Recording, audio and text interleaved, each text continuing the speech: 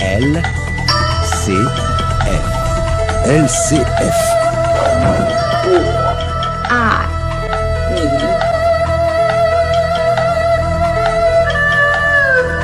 La Chine en français, LCF pour les intimes. Bienvenue à tous, merci de votre fidélité.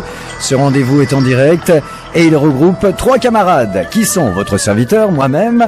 À mes côtés, un garçon plutôt connu pour ses talents de curateur. Il se nomme Christophe Tisser. Sous vos applaudissements, mesdames, messieurs, Christophe, tu vas bien? Oh, je vais très bien. Bon.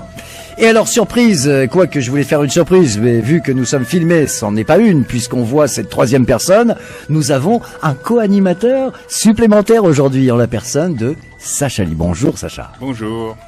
Tu vas bien? Très très bien, je suis ravi d'être là, merci de m'accueillir. J'espère que je vais pouvoir apporter un regard intéressant. Ça, on n'en doute pas un instant. Est-ce qu'on peut expliquer à nos auditeurs comment nous avons rencontré Sacha? Christophe. Joker, je m'en souviens plus. Ah bon, j'ai l'impression de le voir depuis un moment dans mon écosystème. Alors Sacha, explique les rencontres. J'ai été la première fois par Christophe sur Facebook. J'avais mis un post sur la nouvelle route de la soie et puis ni Dave ni d'Adam, il me dit c'est intéressant. Est-ce que tu voudrais intervenir pour en parler? Et puis justement, on s'était croisés parce que on était d'accord sur le fait que il y avait très peu d'actualité sur les nouvelles routes de la soie, qui est un projet titanesque qui peut remodeler la planète. Ouais. On était tous les deux étonnés et on était curieux de ce projet et on voulait développer un peu plus. Ouais, je crois que c'est ça, Christophe. Il me semble, oui. D'accord, ok. Et puis après, on s'est vu régulièrement à l'Association des jeunes Chinois de France, dans différentes instances. Alors c'est vrai que Sacha, tu as une activité, plusieurs activités, mais tu as une activité principale, quelque chose qui te tient à cœur, quelque chose qui te mobilise. On le voit sur les réseaux sociaux. On l'a vu aussi. Tu es une personne médiatique entre guillemets, puisqu'on t'a vu sur des événements qui sont pas drôles. On t'a vu dans les gros médias. L'association des jeunes Chinois de France fait partie de tes fibres, fait partie de ta personne. C'est quelque chose qui te fait vibrer. Tu as donc un regard sur cette actualité toute particulière, mais tu as un regard, moi ce qui m'intéresse, et c'est comme ça que nous on s'est rencontrés, tu as un regard sur toute l'actualité, et c'est pour ça qu'on t'a convié sur Chine Express. Tu es quelqu'un qui passe beaucoup de temps sur le web, hein? Oui, énormément. Depuis, grâce à l'Internet, on a accès à différents médias du monde entier pour pouvoir croiser l'info, comme on me l'a appris à l'école, de développer l'esprit critique et le fait d'avoir appris le chinois, de parler l'anglais, de parler plusieurs langues, d'être baigné dans plusieurs cultures me permet d'aller chercher les infos en chinois, en anglais, de par mes contacts, en français énormément, d'abord en français, mais je peux contrairement à d'autres qui font pas l'effort ou qui n'auront pas l'utilité, aller chercher l'info ailleurs pour compléter un peu ma vision et ma compréhension du monde. Et tu y passes du temps. Tu m'as expliqué ça. C'est un vrai plaisir d'essayer de comprendre le monde dans lequel on vit, surtout avec des évolutions de plus en plus rapides, avec des foyers d'innovation qui ne sont plus qu'à un seul endroit du monde, et notamment en Chine. Est-ce que tu nous as fait plaisir quand tu as répondu présent à notre invitation pour participer, pour co-animer avec nous ce Chine Express en direct? C'est que quand tu regardais le programme, tu dis bon, c'est bon, ça me plaît, c'est diversifié, il y a un peu de philosophie, il y a un peu d'économie, il y a un peu de ci, un peu de ça me plaît. Enfin, tu as un vrai regard critique et ça va nous permettre de faire le petit sommaire qui va bien. Aujourd'hui, nous allons parler intelligence artificielle avec Christophe qui va activer sa curation. Tu as sélectionné, mon cher Christophe, un article sur la face cachée de la Lune. On sait que les astres te passionnent. Nous allons parler économie avec les chiffres qui illustrent les relations franco-chinoises, qui mettent en relief un déséquilibre. Un décryptage sur la diplomatie du cheval en Chine d'Emmanuel Macron, une stratégie à long terme ou pas, on essaiera de débattre de ça. Et puis nous allons commencer, charité bien ordonnée, par souhaiter bonne année à nos auditeurs, nous ne l'avons pas fait. Donc tous nos vœux à volonté, les bonnes résolutions, tout ce que vous avez à dire comme vœux, allez-y. ou pas, je ne sais pas. Vous avez envie ou pas? Alors, justement, moi, j'avais envie d'embrayer sur le papier que j'ai proposé pour démarrer cette émission. Quel est-il? Si je peux embrayer là-dessus. Et quant à la curiosité de Sacha, j'avoue que je la partage un peu. Comme disait Paul Valéry, j'ai beau faire, tout m'intéresse. Ah, génial.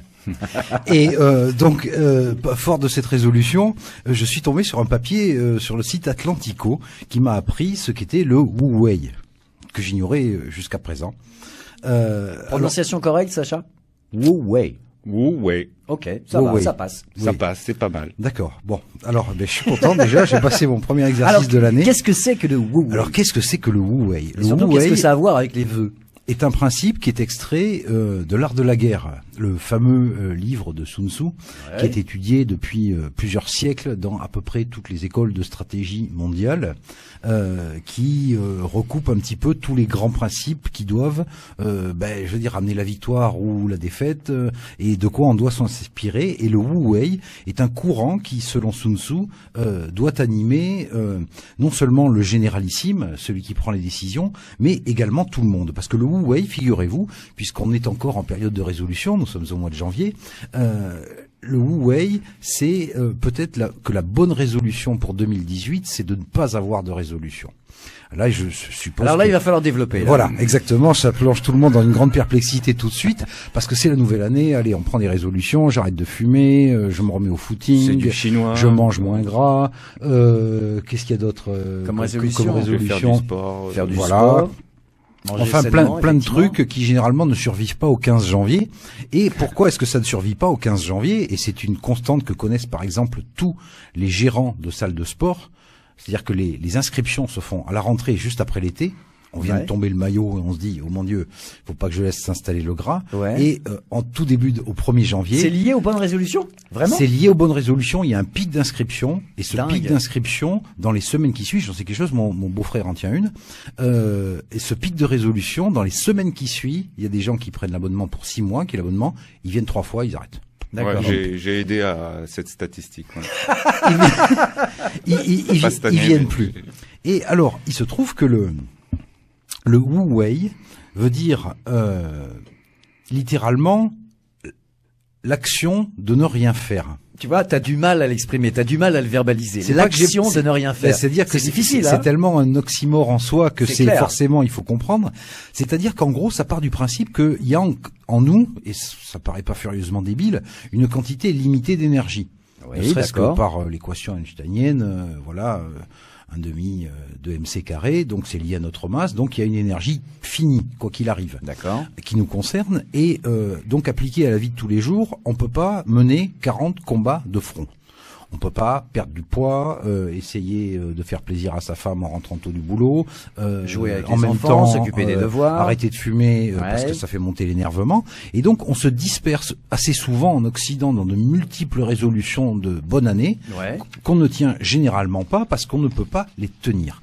Et donc peut-être que l'intelligence et dans le Wu Wei, c'est-à-dire, c'est cultiver un état d'esprit par lequel nos actions sans effort sont alignées avec les cycles élémentaux du monde naturel. C'est-à-dire qu'il va y avoir un moment où, peut-être que la décision va être plus facile à prendre et donc à tenir parce que c'est dans l'air du moment. Tous les magazines féminins le savent.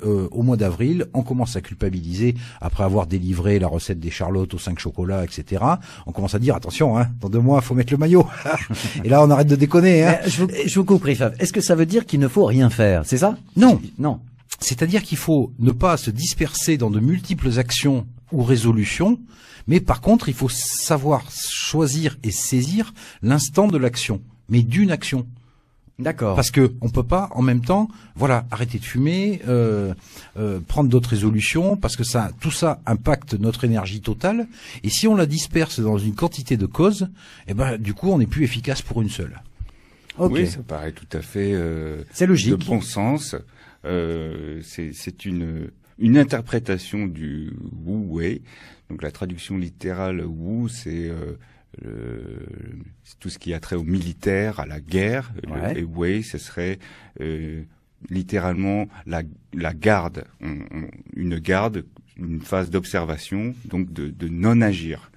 Donc c'est l'art du non-agir. Et dans l'interprétation de Sun Tzu ou Sun Tzu, que moi j'avais lu, c'était une phase dans l'assaut, par exemple, d'un palais où l'armée de Sun Tzu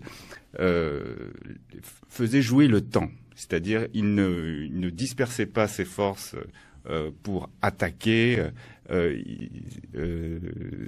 ayant mis en place toute une stratégie pour que le temps joue pour l'armée de Sun Tzu. Et donc là, il choisissait le Wu Wei et il attendait l'affaiblissement ou la pénurie d'eau ou de ravitaillement.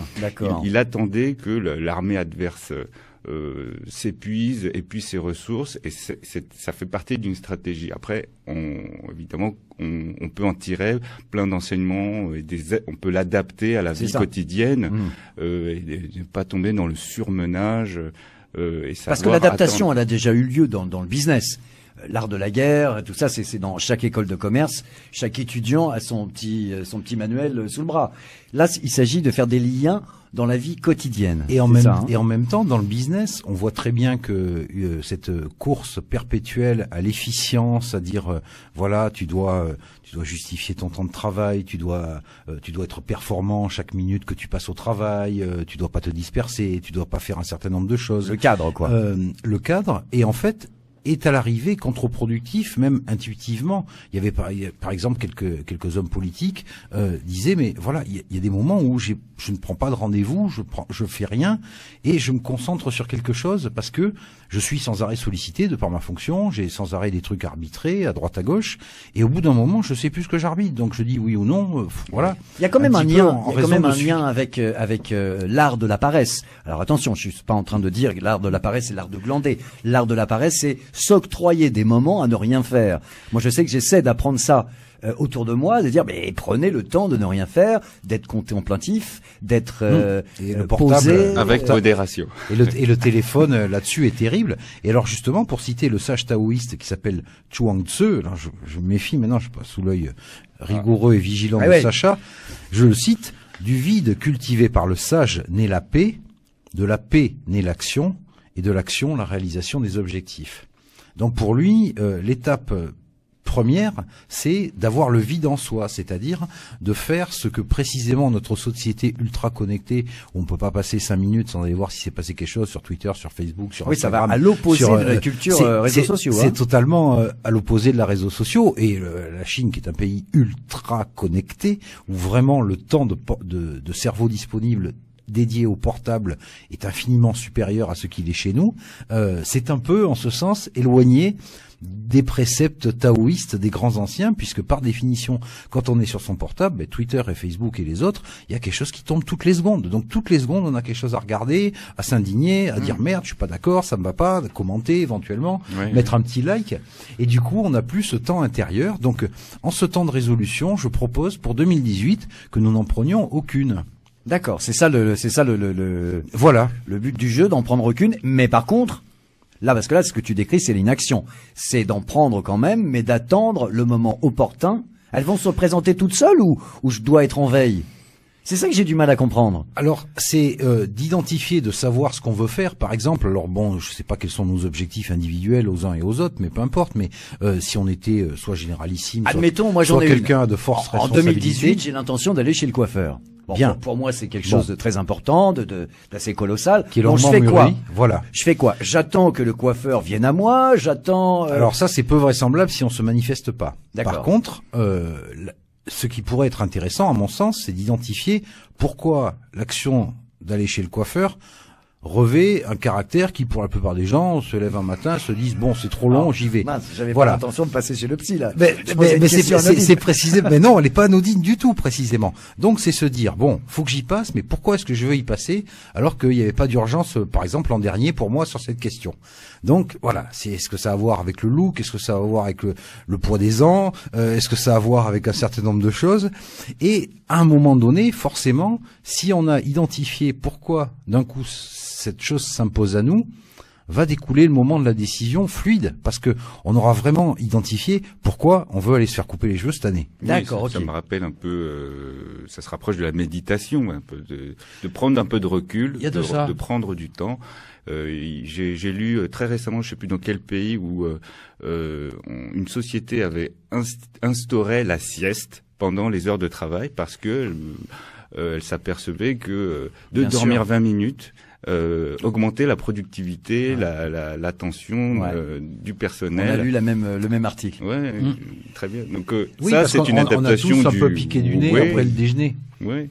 Tous, ça nous est arrivé après déjeuner. Bon, voilà, tac, et puis hop. Un petit quart d'heure, bon, pas du tout, mais pas du... sauf moi qui suis valable tout le temps. Mais donc en gros, en n'agissant pas, on conserve son énergie pour pouvoir la dépenser quand le moment est bon. D'accord, très bien. Alors, lié à cet article, je vous ai trouvé une illustration musicale. C'est de la pop chinoise, c'est pop rock. Le groupe s'appelle Shui Wan, The Landscape the Tropics Never Had. C'est un groupe pékinois et la particularité, je suis tombé dessus un peu par hasard et donc j'ai croisé avec ta curation, mon cher Christophe. C'est le nom vient tout droit des écrits taoïstes du Zhuangzi. Je prononce bien? Je ne comprends pas. Cassé le traître, penseur insoumis de l'Antiquité chinoise, qui avec sa pensée métaphorique, qui peut parfois faire penser au scepticisme grec, allait à l'encontre de l'harmonie confucéenne qui prévalait dans l'Empire du Milieu. Et donc ce groupe s'est inspiré, c'est un petit peu immergé là-dedans. Et quand on lui parle de psychédélisme, parce que vous allez écouter, c'est un son qui nous rappelle quand même pas mal de choses. Lui n'a pas grand-chose à dire sur le psychédélisme du rock, mais par contre, il peut parler du Zhuangzi. Et pardonne-moi encore, car il nous inspire énormément, dit-il. Rien que le nom de notre groupe, Shui Wan, est tiré d'une fable du traité de Zhuangzi.